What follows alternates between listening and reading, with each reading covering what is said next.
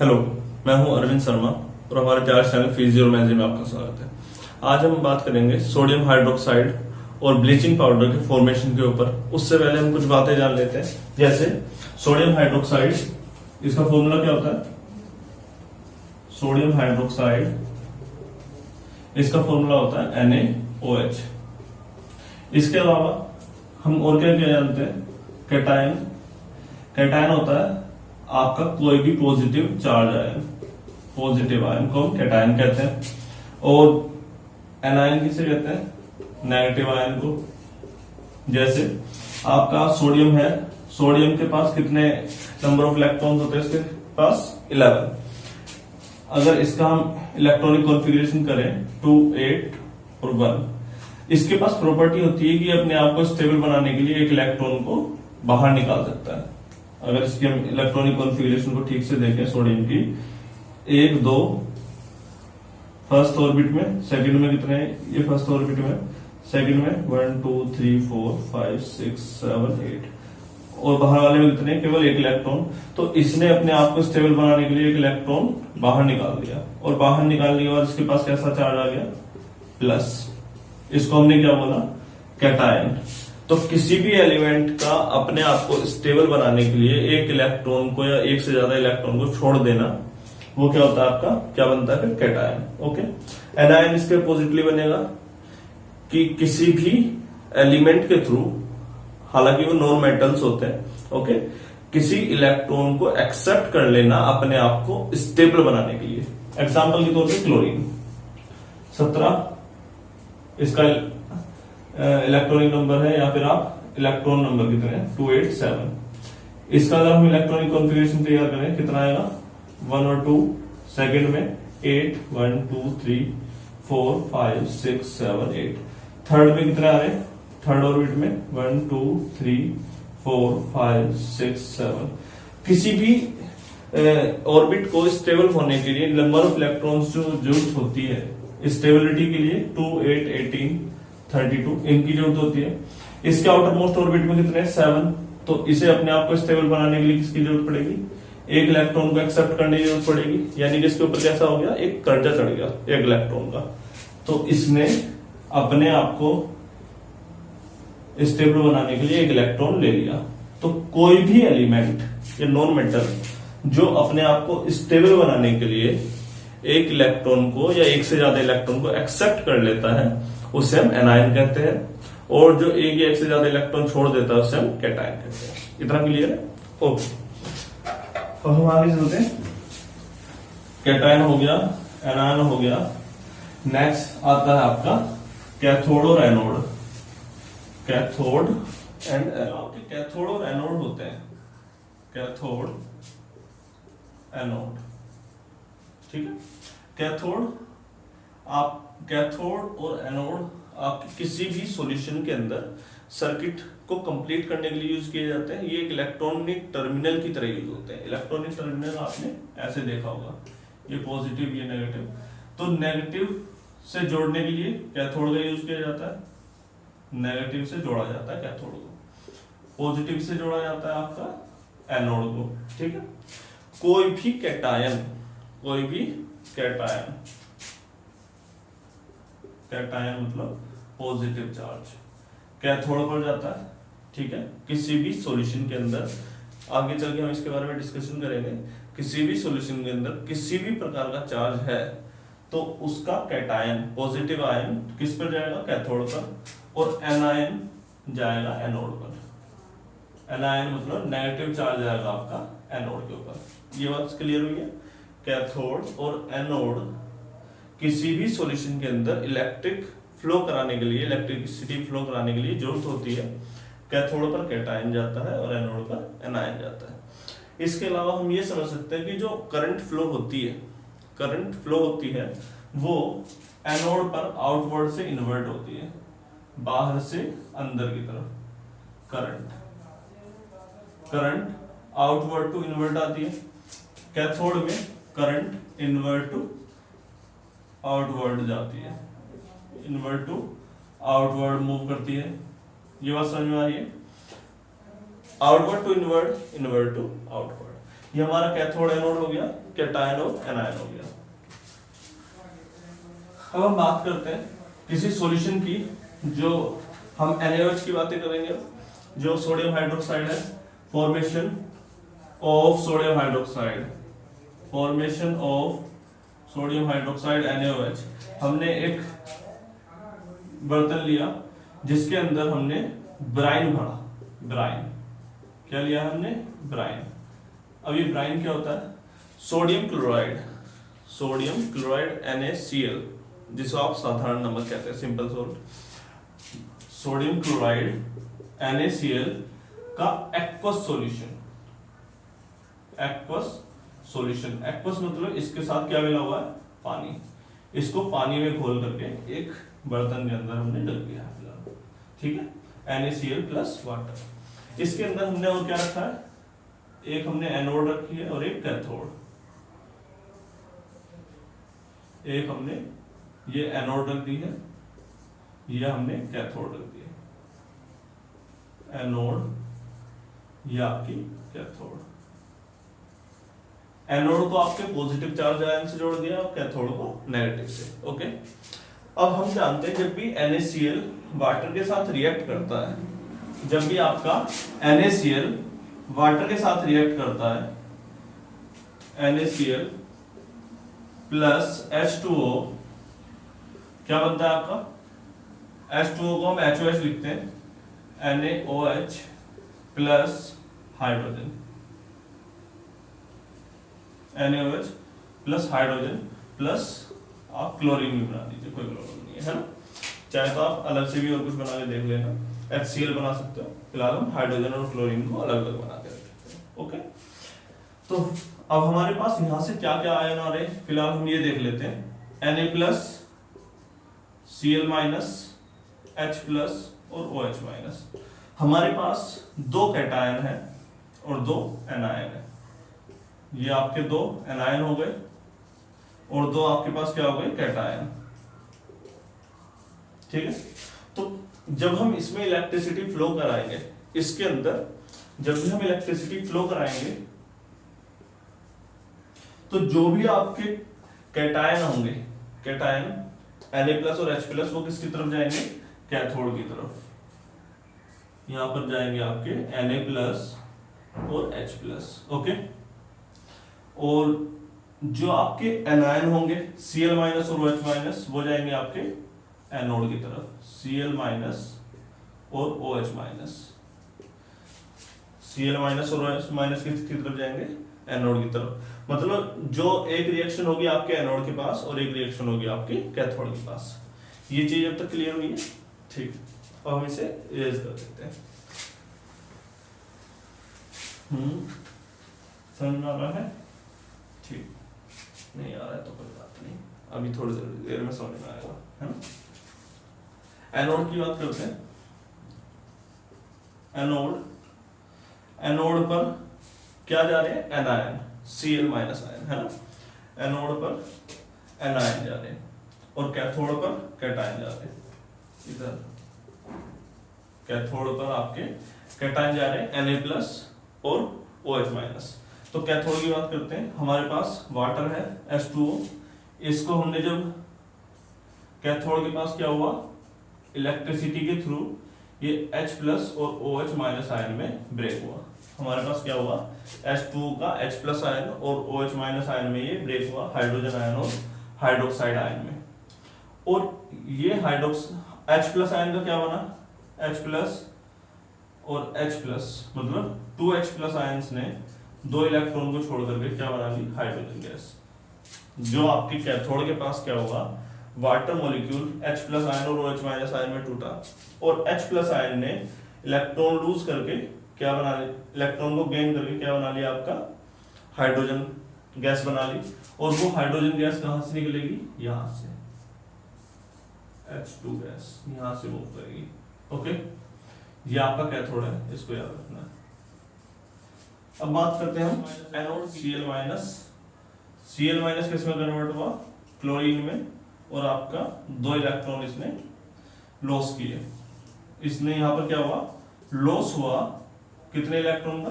2 electron का। और जब भी इलेक्ट्रॉन का लॉस होता है तो वहां पर क्या होता है? ऑक्सीडेशन। ऑक्सीडेशन।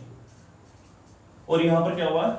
इलेक्ट्रॉन का गेन हुआ है। इलेक्ट्रॉन गेन हुए तो इलेक्ट्रॉन यहां पर आपके गेन हुए, तो यहां पर क्या हुआ है आपका? रिडक्शन। तो एक बात और पता चली कि कैथोड पर आपका क्या हो रहा है? रिडक्शन, और एनोड पर आपका ऑक्सीडेशन। एज वेल एज हमें क्या पता चला कि एनोड के पास क्या मिल रहा है? आपकी क्लोरीन गैस मिल रही है। यहां पर हमने क्लोरीन गैस और बना लेते हैं। क्लोरीन गैस के लिए जगह बना ली, ये लो, यहां से आपकी क्लोरीन गैस निकल रही है। क्लोरीन गैस बाहर निकल गई। ओके, इधर से एनोड के पास से क्लोरीन और कैथोड के पास से हाइड्रोजन गैस बाहर आ रही है। ये धीरे धीरे आपको समझ में आ रहा होगा। कैथोड के पास कैटायन जा रहा है, एनोड के पास एनायन जा रहा है, क्लोरीन गैस एनोड के पास से जा रही है, कैथोड के पास से हाइड्रोजन गैस बाहर जा रही है। अब क्या हो रहा है इसके अलावा? Na+, अब तक हमने सबकी बात की, क्लोरीन की, H+ की, और OH- हमने अभी तक अधूरा छोड़ रखा है, और Na+ आयन हमने अभी तक अधूरा छोड़ा हुआ है। Na+ आयन का रिडक्शन नहीं होता। Na+ आयन का रिडक्शन नहीं होता। और Na+ कैसा है आपका? अनस्टेबल है। वो आयन है तो उसे अपने आप को स्टेबल बनाने के लिए किसी और एलिमेंट के साथ कंबाइन होना पड़ेगा, इलेक्ट्रॉन की पेयरिंग करनी पड़ेगी अपनी आउटर मोस्ट ऑर्बिट को सेटल डाउन कराने के लिए। तो उस केस में हमने क्या किया? Na+ आयन बना और OH- आयन ने कंबाइंड होके NaOH बनाया। NaOH सोडियम हाइड्रोक्साइड बना, सोडियम हाइड्रोक्साइड बना। Na+ और OH- आयन ने मिलकर के क्या बनाया? हमारा सोडियम हाइड्रोक्साइड बनाया।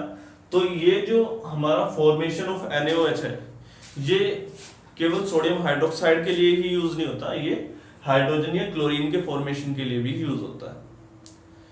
होपफुली आपको समझ में आया है? ठीक, हमने क्या क्या बातें जानी अब तक इस टॉपिक में? ये बताओ जल्दी से, किसी को याद है? याद कौन करेगा? याद हम करेंगे। Cathode, anode. कैथोड पर कैटायन जाता है, कैथोड पर कैटायन, पॉजिटिव आयन कैथोड पर जाता है, एनायन नेगेटिव आयन एनोड पर जाता है। ये बात सीखी। कैथोड पर क्या होता है आपका? रिडक्शन। एनोड पर क्या होता है? ऑक्सीडेशन। और कैथोड के पास हाइड्रोजन गैस रिलीज होती है, इसके पास क्लोरीन गैस रिलीज होती है। अगर इलेक्ट्रिसिटी की बात करें तो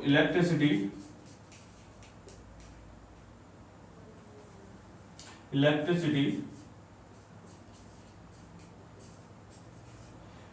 आउटवर्ड टू इनवर्ड किस में जाएगी? एनोड में। इसमें इनवर्ड टू आउटवर्ड जाएगी।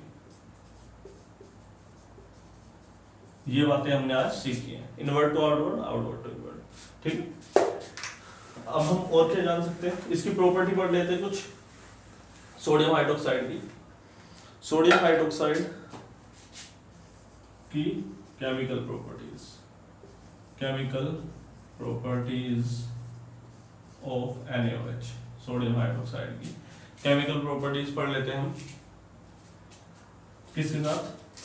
अगर हम बात करें कि ये एसिड के साथ कैसे रिएक्शन करता है? विद एसिड बहुत सिंपल है, क्या बना देता है? Salt, NaCl plus water. Sodium chloride बना, नाम लिखने की जरूरत है, ये तो याद हो गया होगा अब तक। सोडियम क्लोराइड बना और आपका वाटर बना।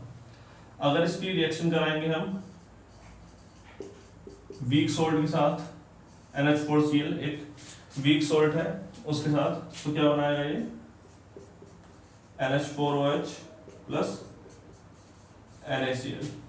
ठीक से देखो, अगर जब हम वीक सोल्ट के साथ इसकी रिएक्शन कराते हैं तो अमोनियम हाइड्रोक्साइड बनेगा और NaCl बनेगा। ये एक स्ट्रॉन्ग सोल्ट बन गया और एक आपका वीक बेस बना। क्या बना आपका?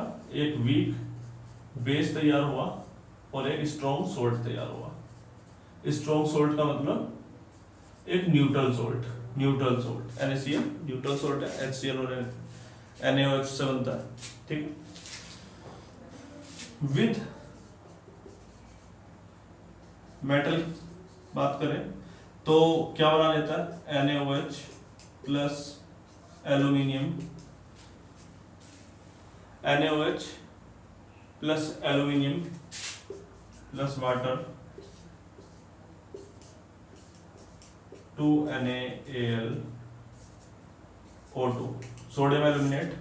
ये हमने पहले ही पढ़ रखी है, बेस की रिएक्शन विद द मेटल, ये वही रिएक्शन है सोडियम एल्यूमिनेट। सोडियम एल्यूमिनेट के कोई फिक्स फॉर्मूला नहीं है कि NaAlO2 बोलो आप, NaAlO3 भी बोल सकते हैं सोडियम एल्यूमिनेट को। ओके, तो हमारे पास यहाँ से क्या आया? सोडियम एल्यूमिनेट बनते हैं, मतलब उस मेटल के किसी भी प्रकार के सोल्ट तैयार होते हैं। ओके, यहाँ पर हमारे पास क्या बना? सोडियम एल्यूमिनेट और साथ में हाइड्रोजन गैस निकलेगी। क्या बचेगा यहाँ पर से? H2 गैस बचेगी, हाइड्रोजन ये बाहर निकल जाएगी। ओके, ये बात समझ में आई है? जल्दी देखो, अगर किसी गैस के साथ रिएक्शन कर रहे हैं सोडियम हाइड्रोक्साइड की, कोई gas like carbon dioxide, CO2 के साथ बात करते हैं, कार्बन डाइऑक्साइड के साथ NaOH plus CO2 Na2CO3 plus क्या बनेगा? Na2CO3 plus water, sodium carbonate बनेगा। सोडियम कार्बोनेट आपका बनेगा। अगर किसी गैस के साथ रिएक्शन कराएंगे जैसे कार्बन डाइऑक्साइड, तो आपका सोडियम कार्बोनेट बनता है। ये समझ में आया है? सोडियम हाइड्रोक्साइड की इतनी डिटेल तो बस 10th क्लास के लेवल तक सफिशिएंट है।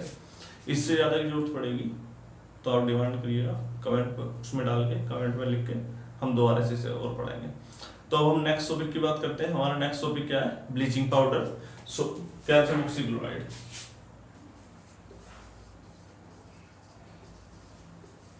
ब्लीचिंग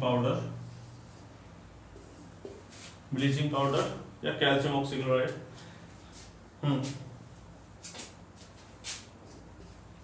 CaOCl, अगर ठीक से लिखें तो कैसे लिखा जाता है? CaOCl और Cl अलग से ऐसे लिखा जाता है।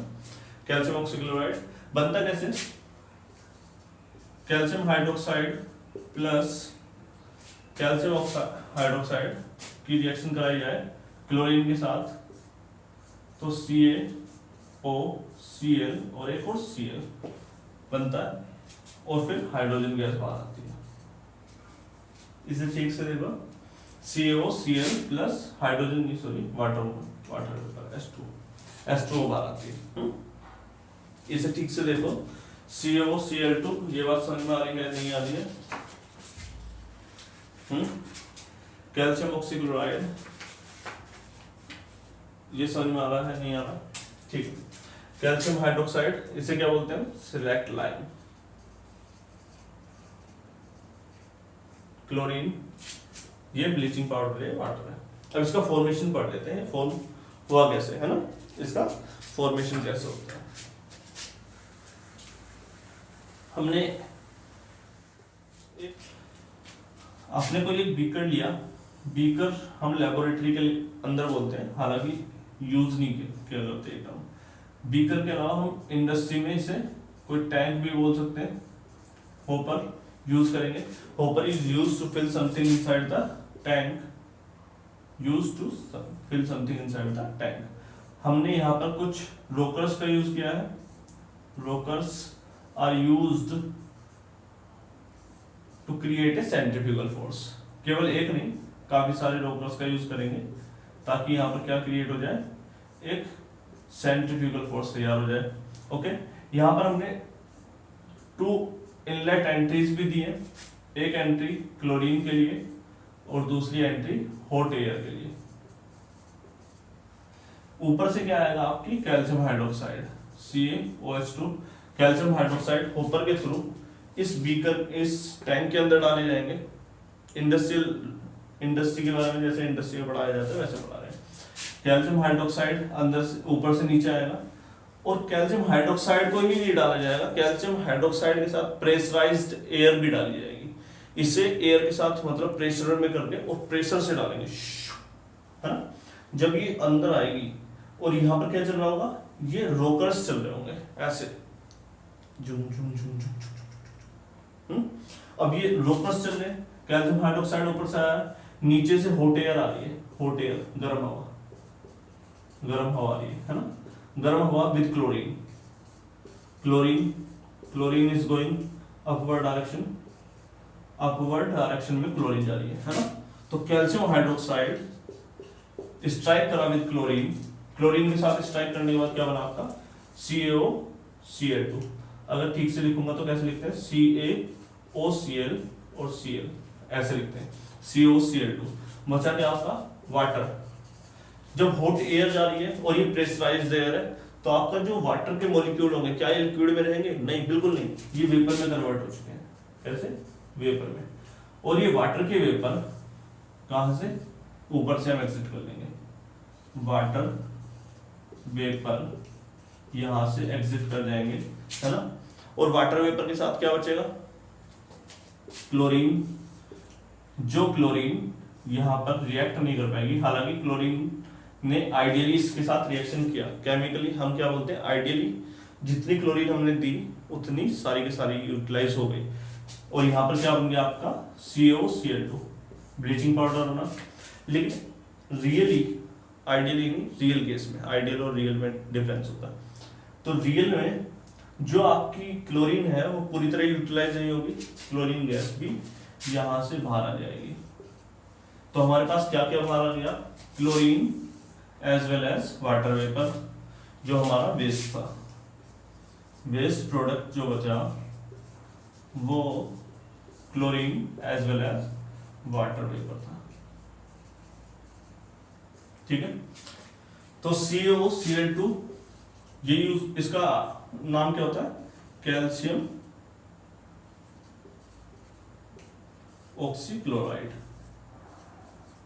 कैल्शियम ऑक्सीक्लोराइड इसका नाम होता है, CaOCl2। ये हमने पढ़ लिया। नॉर्मल लैंग्वेज में हम ब्लीचिंग पाउडर कहते हैं। ब्लीचिंग पाउडर यूटिलाइज कहाँ होता है, ब्लीचिंग पाउडर तो बहुत ज्यादा यूज कर रखा होगा आपने। ब्लीच जैसी टर्म जिसमें आ गई, bleach is used to in the textile industry. Textile industry में यूज हो रहा है, और ऑक्सीडाइजिंग एजेंट की तरह यूज होता है।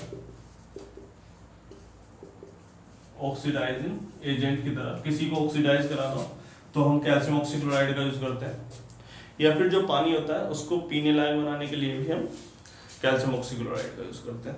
तो ये एक ब्रीफ इंफॉर्मेशन थी कैल्शियम ऑक्सीक्लोराइड या ब्लीचिंग पाउडर के बारे में, और हम नेक्स्ट क्लास में पढ़ेंगे।